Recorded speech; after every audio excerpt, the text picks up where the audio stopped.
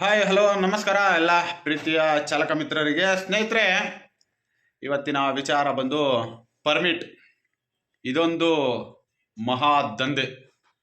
ಯಾವ ರೀತಿಯಾಗಿ ಬೆಂಗಳೂರಿನಲ್ಲಿ ಚಾಲಕರುಗಳನ್ನ ಈ ದಂಧೆಗೆ ಕೆಡವಿದ್ದಾರೆ ಅಂದರೆ, ಇಲ್ಲಿ ಎಲ್ಲರೂ ಕೂಡ ಬಕರಗಳೇ ಆಗಿರ್ತಕ್ಕಂಥದ್ದೇ ಆ ಚಾಲಕರುಗಳು. ಯಾರೋ ಹೇಳೋದು ನಾನು ಅಷ್ಟು ದುಡ್ದೆ ನಾನು ಇಷ್ಟು ದುಡ್ದೆ ಅಂತ ಅವ್ರುಗಳನ್ನ ಆಟೋ ವೃತ್ತಿಗೆ ಕರ್ಕೊಂಡು ಬರೋದು. ಯಾರೋ ಬ್ರೋಕರ್ಗಳು ಕೊಡೋ 500,000 ರೂಪಾಯಿ ಆಸೆ ಪಟ್ಟು ಇನ್ನೊಬ್ಬ ಚಾಲಕನನ್ನ ಗುಂಡಿಗೆ ತಳ್ಳಿ ತಮಾಷೆ ನೋಡುವಂಥದ್ದು. ಇದು ಯಾವ ರೀತಿಯಾಗಿ ಪರಿವರ್ತನೆ ಆಗಿದೆ ಅಂದರೆ, ಇದೊಂದು ದೊಡ್ಡ ದಂಧೆಯಾಗಿ ಪರಿವರ್ತನೆ ಆಗಿದೆ ಸ್ನೇಹಿತರೆ. ಇವತ್ತು RTOದಲ್ಲಿ ಎಗ್ಗಿಲ್ಲದೆ ವಾಹನಗಳು ರಿಜಿಸ್ಟ್ರೇಷನ್ಗಳಾಗ್ತಾ ಇದೆ ಅಂದರೆ, ಅದಕ್ಕೆ ಮೂಲ ಕಾರಣವೇ ಇದೊಂದು ದೊಡ್ಡ ದಂಧೆಯಾಗಿ ಪರಿವರ್ತನೆ ಆಗಿರ್ತಕ್ಕಂಥದ್ದು. ತಮ್ಮೆಲ್ಲರಿಗೂ ಕೂಡ ಗೊತ್ತಿರುವ ಹಾಗೆ, ಇವತ್ತು ಬೆಂಗಳೂರಿನಲ್ಲಿ ಸರ್ಕಾರಿ ಅಧಿಕಾರಿಗಳ ಪ್ರಕಾರವಾಗಿ 1,74,000 ಪರ್ಮಿಟ್ಗಳು ಮಾತ್ರ ಬೆಂಗಳೂರು ನಗರಕ್ಕೆ ನಾವು ಕೊಟ್ಟಿದ್ದೀವಿ ಅಂತ ಹೇಳ್ತಾರೆ. ಆದರೆ ಅದೇ ಇಲಾಖೆಯ ಅಧಿಕಾರಿಗಳು ಒಂದು ಕಡೆಗೆ ಹೇಳ್ತಾರೆ 3,54,000ಕ್ಕಿಂತಲೂ ಹೆಚ್ಚು ವಾಹನಗಳು ಬೆಂಗಳೂರಿನಲ್ಲಿ ರಿಜಿಸ್ಟ್ರೇಷನ್ ಆಗಿದೆ ಅಂತ ಹೇಳ್ತಾರೆ. ಇದಕ್ಕೆ ಮೂಲವಾಗಿ ತಮಗೆ ಕಣ್ಣಿಗೆ ಕಾಣುವಂಥದ್ದು BS4 ಸೀರೀಸ್ ವೆಹಿಕಲ್ಸ್ಗಳು ಇವತ್ತು ಏನು ಬೆಂಗಳೂರಿನಲ್ಲಿ ಪರ್ಮಿಟ್ಗಳು ಸಿಗದೆ ಪರದಾಡ್ತಾ ಇರ್ತಕ್ಕಂತಹ ಹಲವಾರು ಚಾಲಕರುಗಳು ನಮಗೆ ಕರೆಗಳನ್ನ ಮಾಡಿ ಮಾಹಿತಿಗಳನ್ನ ಕೊಡ್ತಾರೆ.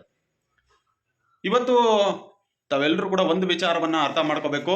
ಇಂತಹ ಪರ್ಮಿಟ್ನ ದಂಧೆಗೆ ಬಿದ್ದಿರ್ತಕ್ಕಂತಹ ಚಾಲಕರುಗಳು ಸಂಪೂರ್ಣವಾಗಿ ಅತಂತ್ರ ಪರಿಸ್ಥಿತಿಯಲ್ಲಿ ನಿಂತಿದ್ದಾರೆ ಅಂತಂದ್ರೆ ಅದು ಯಾವುದೇ ಕಾರಣಕ್ಕೂ ತಪ್ಪಾಗಲಾರದು ಅಂತ ಅನಿಸ್ತದೆ. ತಮ್ಮೆಲ್ಲರಿಗೂ ಕೂಡ ಗೊತ್ತಿರಬಹುದು ಸ್ನೇಹಿತರೆ, ವಾಹನಗಳಿಗೆ ದಾಖಲಾತಿಗಳು ಎಷ್ಟು ಮುಖ್ಯವೋ ಅಷ್ಟೇ ಪರ್ಮಿಟು ಕೂಡ ವ್ಯಾಲ್ಯೂಬಲ್ ಆಗಿರ್ತದೆ. ಒಂದು ಪಕ್ಷ ಅಪಘಾತಕ್ಕೆ ಒಳಗಾಗಿ ಚಾಲಕ ಏನಾದರೂ ಮರಣ ಹೊಂದಿದ್ರೆ ಅವರ ಕುಟುಂಬಕ್ಕೆ ಯಾರು ಹೊಣೆಗಾರಿಕೆಯನ್ನು ಹೊತ್ಕೊಳ್ತಾರೆ ಅನ್ನೋದು ಇಲ್ಲಿ ಒಂದು ದೊಡ್ಡ ಪ್ರಶ್ನೆಯಾಗಿ ನಮ್ಮನ್ನ ಕಾಡ್ತಾ ಇದೆ.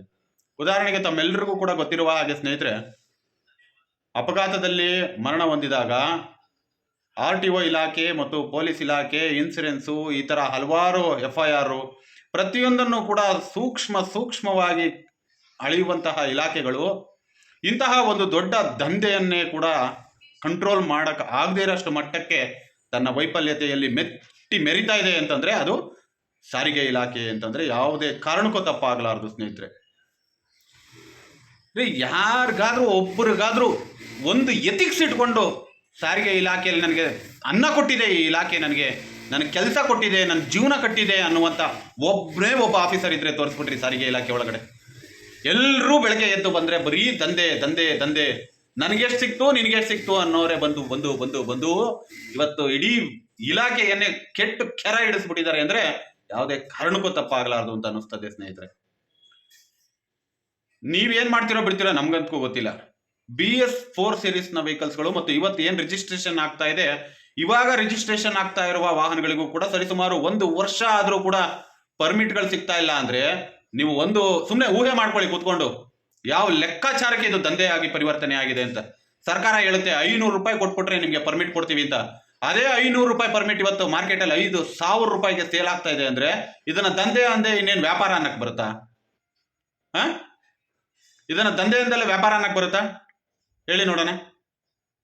ನೀವುಗಳು ಫಸ್ಟ್ BS4 ಸೀರೀಸ್ ನಲ್ಲಿ ಎಷ್ಟು ವಾಹನಗಳು ನೀವುಗಳು ಪರ್ಮಿಟ್ ತಗೊಂಡಿಲ್ಲ, ನೀವು ತಗೊಂಡು ಯಾರು ಅವ್ನು ನಿಮ್ಮ ಗಾಡಿಗೆ ಡಾಕ್ಯುಮೆಂಟ್ಸ್ ಕೊಡ್ತೀನಿ, ಲೈಸೆನ್ಸ್ ಮಾಡಿಸ್ಕೊಡ್ತೀನಿ, FC ಮಾಡಿಸ್ಕೊಡ್ತೀನಿ ಅಂತ ಅವತ್ತು ಹಣನ ಪೀಕಿರ್ತಾರಲ್ಲ ನಿಮ್ಮ ಜೋಬ್ನಾಗೆ, ರಕ್ತನ ಹೀರಿರ್ತಾರಲ್ಲ ಫೈನಾನ್ಸ್ಗಳನ್ನ ಹಾಕಿ, ತಿಂಗಳಾದ್ರೆ ದುಡ್ಡು ಕಟ್ಟಲಿಲ್ಲ ಅಂದ್ರೆ ಓಡಿ ಹಾಕ್ಬಿಟ್ಟು ರೋಡಲ್ಲಿ ನಿಂತ್ಕೊಂಡು ಚಾಲಕರುಗಳನ್ನ ಕೊಡ್ಪಟ್ಟಿ ಹಿಡಿದು ಗಾಡಿ ಸೀಸ್ ಮಾಡಿಸ್ಬಿಡ್ತೀನಿ ಅಂತ ಎದುರಿಸಿ ದುಡ್ಡು ವಸೂಲಿ ಮಾಡಿರ್ತಾರಲ್ಲ ಅಂತಾರನ್ನ ಹಿಡ್ಕೊಳ್ರಿ ಕೊಡ್ಪಟ್ಟಿನ. ನೀವುಗಳು ಹೋಗಿ ಯಾಕೆ ಕೊಡಲ್ಲ ಅಂತ ಕೇಳಿ ಪರ್ಮಿಟ್ನ. ಅವನು ಕೊಡ್ಲಿಲ್ಲ ಅಂದ್ರೆ ಅವನ ಮೇಲೆ ಮತ್ತೆ ಯಾವನ್ ರಿಜಿಸ್ಟರ್ ಮಾಡಿದ್ನಲ್ಲ RTO ತಗೊಂಡೋಗಿ ಇಬ್ಬರ ಮೇಲೆ ಕಂಪ್ಲೇಂಟ್ ಹಾಕಿ FIR ಹಾಕ್ಸಲ್ಲ, ಒಂದು ಕೋರ್ಟ್ ಕೇಸ್ ಹಾಕಿ ಬಿಸಾಡ್ರಿ ಬರ್ತಾರೆ. ಯಾಕೆ ಬರಲ್ಲ? ರಿಜಿಸ್ಟ್ರೇಷನ್ ಮಾಡ್ಬೇಕಾದ್ರೆ ಹಣ ಪೀಕ್ಕೊಂಡು ರಿಜಿಸ್ಟರ್ ಮಾಡಕ್ಕೆ ಜ್ಞಾನ ಇರ್ತದೆ, ವೆಹಿಕಲ್ಗಳಿಗೆ ಪರ್ಮಿಟ್ ಕೊಡಿಸ್ಬೇಕಾದ್ರೆ ಜ್ಞಾನ ಇರಲ್ಲ ಅವ್ರಿಗೆ. ಅಧಿಕಾರಿಗಳಿಗೆ ಕೊಡಿಸ್ತಾರೆ. ನಿಮಗೆ ಕೇಳೋ ತಾಕತ್ಗಳನ್ನ ಬೆಳೆಸ್ಕೊಳ್ಳಿ ಫಸ್ಟ್. ಸಂಘಟನೆ ಒಳಗಡೆ ಬನ್ನಿ, ಕಾನೂನು ಪ್ರಶ್ನೆ ಮಾಡುವಂಥದ್ದನ್ನ ತಿಳ್ಕೊಳ್ಳಿ ಫಸ್ಟ್. ಯಾಕೆ ಕೊಡಲ್ಲ? ಯಾರು ಅಪ್ಪನ ಮನೆದು ಅಂತ ಕೊಡಲ್ಲ? ವೆಹಿಕಲ್ ರಿಜಿಸ್ಟ್ರೇಷನ್ ಮಾಡ್ಬೇಕಾದ್ರೆ ಜ್ಞಾನ ಇರಲ್ಲ ಅವ್ರಿಗೆ? ಕೇಳೋ ತಾಕತ್ತನ್ನ ನೀವುಗಳು ಬೆಳೆಸ್ಕೋಬೇಕು ಫಸ್ಟ್. ಅವತ್ತು ಫೈನಾನ್ಸ್ ಹಾಕ್ಬಿಟ್ಟು ಬಡ್ಡಿ ದುಡ್ಡನ್ನ ಪೀಕಬೇಕಾದ್ರೆ ಅವನಿಗೆ ಜ್ಞಾನ ಇರಲಿಲ್ವಾ? ವೆಹಿಕಲ್ಗಳಿಗೆ ರಿಜಿಸ್ಟ್ರೇಷನ್ ಆಗಿದೆ, ಪರ್ಮಿಟ್ ಕೊಡಿಸ್ಬೇಕು, ಒಬ್ಬ ಚಾಲಕ ಸತ್ತೋದ್ರೆ ಅವ್ನ ಕುಟುಂಬ ಬೀದಿಗೆ ಬರುತ್ತೆ ಅನ್ನೋ ಅಷ್ಟು ಕಾಮನ್ ಸೆನ್ಸ್ ಇಲ್ದಲೇನೆ ಎಲ್ಲೆಲ್ಲಿಂದಲೋ ಬಂದವರು, ರಾಜಸ್ಥಾನದಿಂದ ಬಂದವರು, ಗುಜರಾತಿಂದ ಬಂದವರೆಲ್ಲ ಇವತ್ತು ಇಡೀ ಬೆಂಗಳೂರನ್ನ ಮೆರಿತವ್ರೆ. ಯಾಕೆ ನಿಮಗೆ ಕರ್ನಾಟಕದಲ್ಲಿ ಇದ್ದೀರಲ್ಲ, ನಿಮಗೆ ಕೇಳಕ್ ತಾಕತ್ತಿಲ್ವಾ? ನಿಮಗೆ ತಾಕತ್ತನ್ನ ಬೆಳೆಸ್ಕೊಳ್ಳಿ ಫಸ್ಟು.